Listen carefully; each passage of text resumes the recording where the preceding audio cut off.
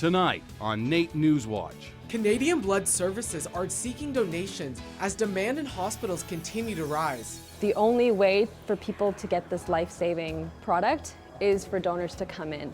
An Edmonton Robotics team creates braille blocks for visually impaired students. 3D design can help others, especially those with that have special needs. And NAIT hosts its very own Heritage Festival. Of cultures, just interacting, getting to know one another. NewsWatch starts now. Good evening. Welcome to NAIT NewsWatch. I'm Ben Lowan. And I'm Avery Irvine. If you're having trouble finding an apartment with limited vacancies, which is an ongoing issue, a move is underway to force short-term rental operators to open up things for those who need long-term accommodations. If one Edmonton City Councillor has his way, sites like Vrbo and Airbnb will have to follow new legislation, like the bill that came down in BC this week, to limit the use of short-term rentals. The proposal would forbid landlords from using the entire property as a short stay option and only allow those who live on the property to rent space out. Also part of the plan would be a 90-day cap on short-term rental windows. Michael Jan says this would be hugely impactful in combating a growing housing crisis for students and other Edmontonians needing a roof over their heads. I'd like to see a number of constraints to short-term rentals that restore them back to their primary purpose, which is supposed to be short-term vacation homes.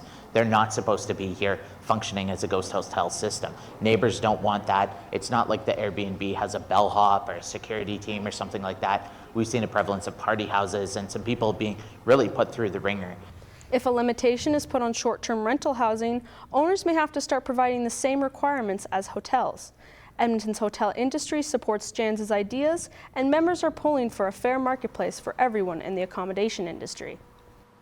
Canada Blood Services is seeking 3,600 donations from Edmontonians by November 11th. As hospitals become more desperate, they're struggling to keep up with the demand. Canada Blood Services was busy Wednesday morning as people rolled in to donate blood. This recent call to action is to help avoid negative impacts on patient care.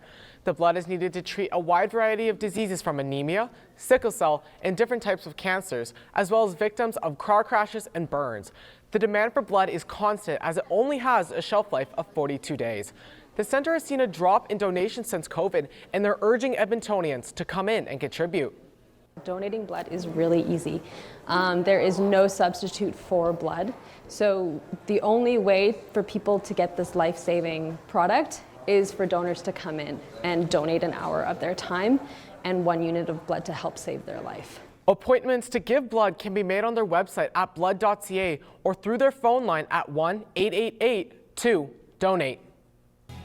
You're watching NAIT NewsWatch, the next generation of news. 3D printing has helped us make lots of different things, ranging from jewelry to tools to even toys. Strathcona County Robotics team decided to use their 3D printing to help others, especially the visually impaired youth.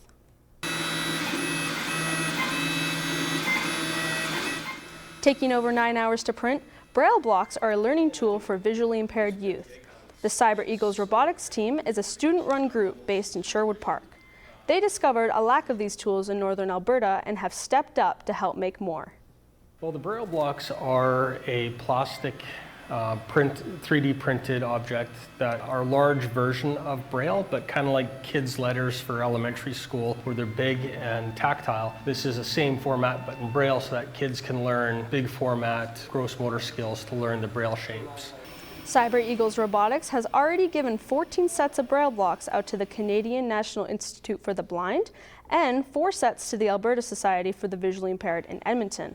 They plan to make sets more available for kids by giving them to local learning facilities. The CAB building was buzzing Tuesday as NAIT held their first Heritage Festival, giving staff and students a chance to showcase their culture and learn about others.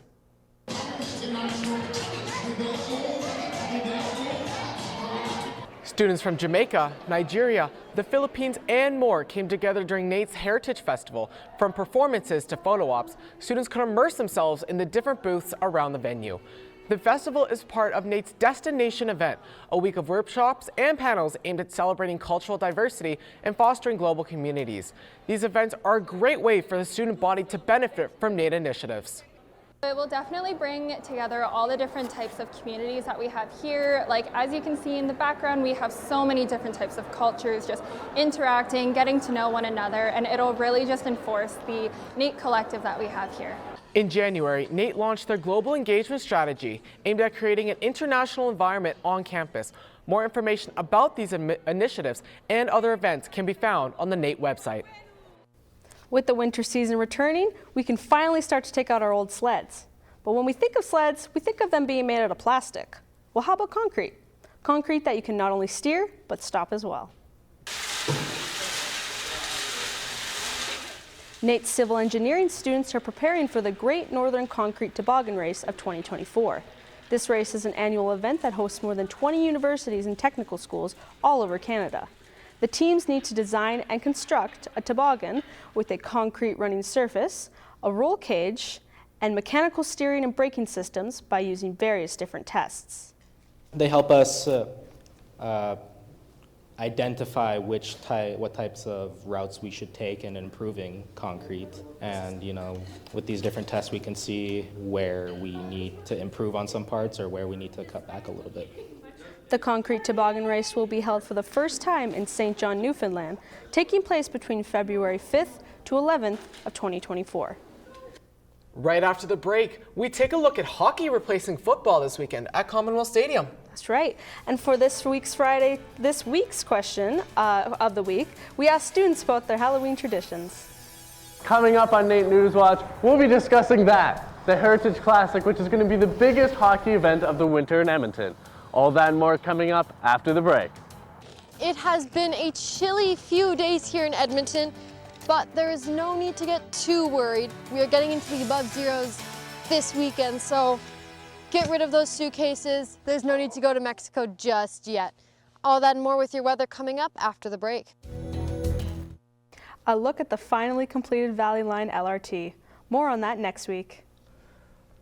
I don't know about you, Avery, but this first glimpse of winter we got this week is far too chilly for my liking. 100% agree, Ben. It's going to be a chilly Halloween weekend for sure. Abby, do you got any good news for us?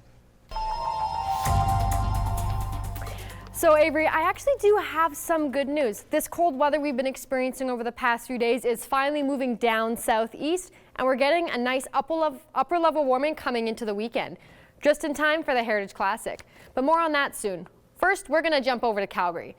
So Calgary, we're seeing a high of 1 degree on Saturday and a low of -11 with a 0% chance of precipitation. No snow expected that day, so hopefully it stays like that. Sunday is going to be pretty much the same with a high of 1 degree and a low of -12 instead. So a little bit cooler that evening, but overall not too bad. Next, we're going to take a drive on over to Jasper. So Jasper, we're seeing a high of 3 degrees on Saturday and a low of -13. Sunday is pretty much the same again, except they're getting a high of 3 degrees and a low of -13, which is pretty perfect in my opinion because Marmot Basin has started making snow, and the colder it is, the better the snow sticks. Jasper is not going to experience any natural precipitation, but they're making it up on the mountain, so hopefully ski season will be ready soon. Let's head on over to Fort McMurray now. So Fort Mac, we're getting a high of 1 degree on Saturday and a low of -8 with a 0% chance of precipitation.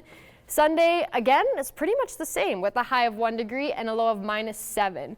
So if you are working up north this weekend, it's going to be a bit warmer, thankfully, but still a little cool. So make sure you dress warm still. And finally, we're going to head back home to Edmonton.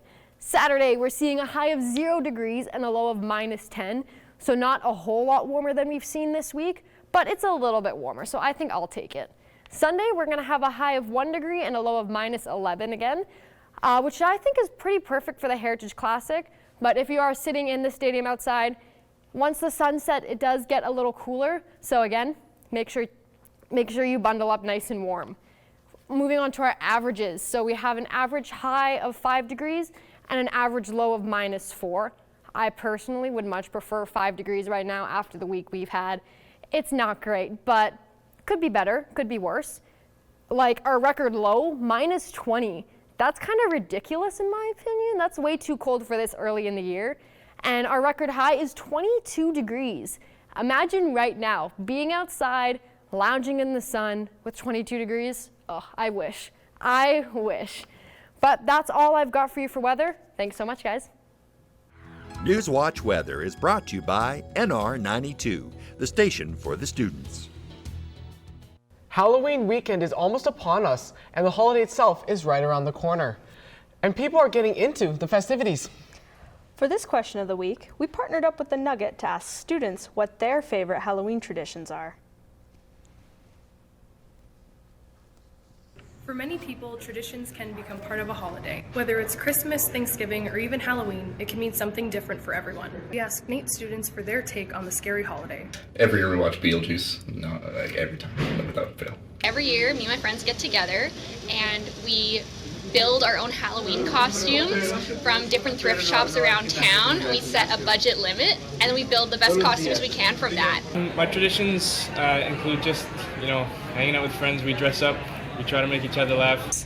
My Halloween traditions are mainly for the kids. I kind of interact with them a lot and give them huge candy bars. Thanks for watching. Want to get more NAIT news, entertainment, and more? Make sure to follow us on social media at the NAIT Nugget. With the cold weather coming in, that means it's time to wrap up our summer sports. That's right, Ben. Here's our Tristan Johnson to tell us more about NAIT's championship season, as well as the start of a big winter event.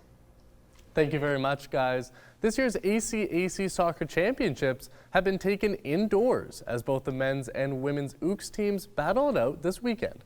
After both teams were eliminated in the playoffs last year, they look to bounce back with winning aspirations.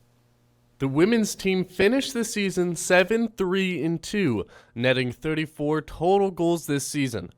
The Elks took on the St. Trojans in the first round as the women found themselves down by 3 goals within the first 26 minutes of action. Peyton Boyne would give the team a glimmer of hope with a free kick goal, but the team would fail to capitalize any further in the second half.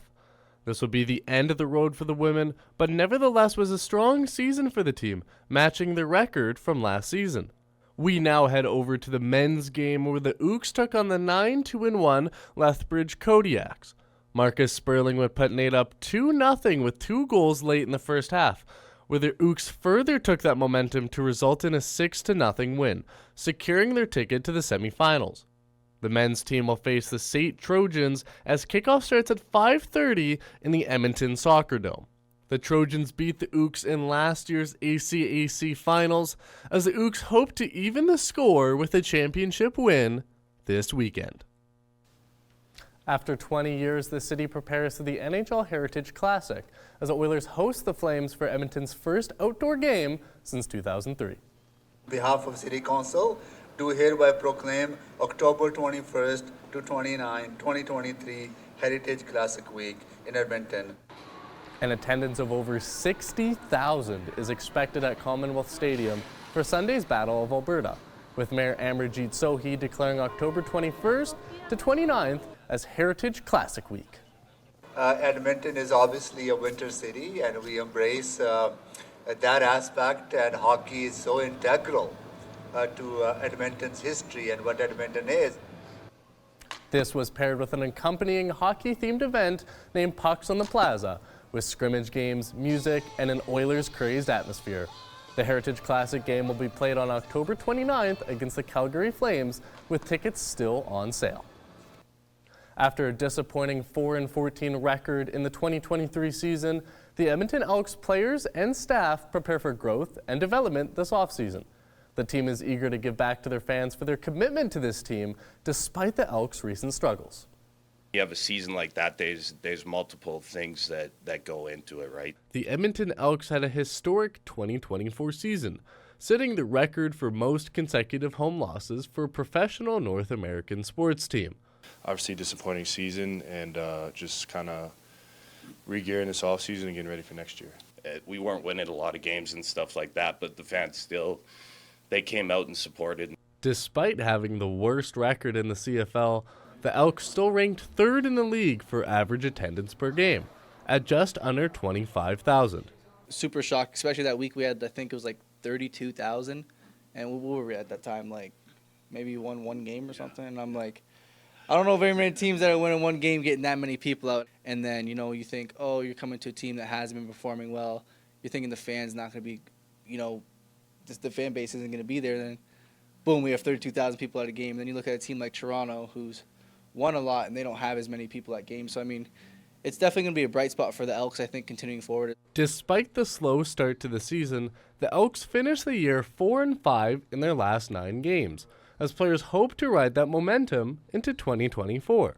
You got to take those things and be positive and know, like, this is what we're good at, this is what we got good at in the second half, so now this is what we have to go into the next season and identify ourselves and get better at this each and every day. The Elks are pushing to see big improvements from last year, with changes even coming to the stadium. The Elks have announced they'll be closing the Upper Bowl for the 2024 season. A lot of these players still are unsure about where to go heading for next season, and the Elks hope that the extra atmosphere might be a contributing factor. Tristan Johnston, NAIT NewsWatch. I really hope the Ooks can take home that ACAC title this weekend. Absolutely. It will be a nail-biter for sure, but I'm more excited to see the Heritage Classic. Oh, don't even get me started. I'm super excited to cheer for the Oilers this weekend.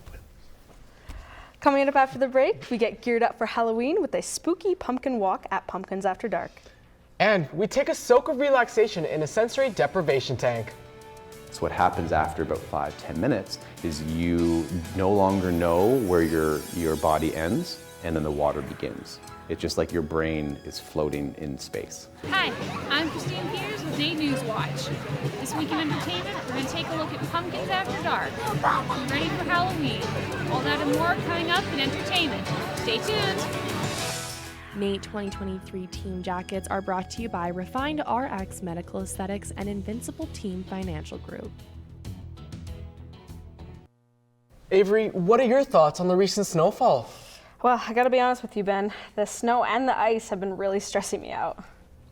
Yeah, same here. Lucky for us, our Brennan Porneshny shows us a unique way to relieve stress in this week's Try This.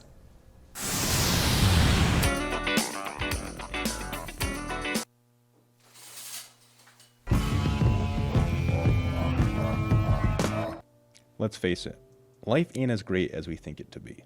We live in fast times with things like stress, anxiety, and timid feelings being pretty common. In a time of constant goes and few stops, burnouts and breakdowns are no stranger to the Western human. And the longing for a quick escape is a shared thought amongst many. Let me introduce you to Modern Gravity, a sensory deprivation tank studio that offers a different way to de-stress. Well, sensory deprivation or floating or float tanks or rest therapy is just all the same thing, which is referring to an environment specifically designed to reduce as much stimulus as possible. With 6 tanks available for booking, Modern Gravity does an excellent job at cutting you off from the outside world. With large metallic doors, thick soundproofed walls, and acoustic panels lined down the hall, the chances of you hearing a sound is close to if not zero. Is we have about 12 inches of water with about 1,200 pounds of Epsom salt dissolved into it, and we maintain a temperature that is very similar to your skin. So what happens after about 5-10 minutes is you no longer know where your body ends, and then the water begins.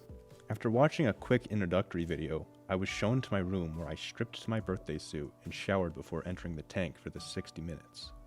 What happened next was nearly indescribable. At first I was simply floating in the dark, but after a short while I saw flashes of turquoise. I felt my body spin and swirl upwards, as if I was ascending. All the weight and thoughts disappeared, and the strongest sensation of empty loneliness filled me. In a good way. I was completely free from the world. After my float, I was brought back with dim lights and lo-fi music. I then rinsed off the salt on my body, dried off, and put my clothes back on, and felt the most zen I had ever felt. Whether it's the wife, the kids, or just the stresses of life, Modern Gravity has got your back in terms of relaxation. It's safe to say that I'd definitely be checking this place out again. For NAIT NewsWatch, I'm Brennan Porneshny. Hey Avery, have you ever heard about Pumpkins After Dark? I have actually, and it does sound pretty interesting, though our Christine Peters joins us with more info on that.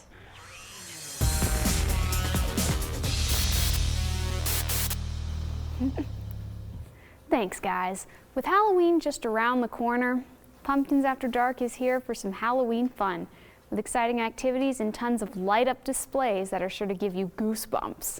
From skeletons to witches, you never know what's lurking after dark. Pumpkins After Dark is an outdoor walkthrough event where people can see live carvings and displays of monsters, movie characters, and even video games. This event runs all weekend until Halloween and is open to all ages. It's been around, this is the second year in Edmonton, but I believe we are 5 years in Canada. We originally started in Milton, Ontario, and then have expanded to other cities within Canada, so Edmonton, Calgary, Burnaby, Ottawa, and Milton. Visit pumpkinsafterdark.com to buy tickets for this one-of-a-kind experience and have a night you won't forget. The Tell Us World of Science opens a new feature exhibit for all puzzle-loving folks in the city. Interact and challenge yourself with unique puzzles, games, and mazes to see if you have what it takes to solve them all. Jana Umamil tells us more.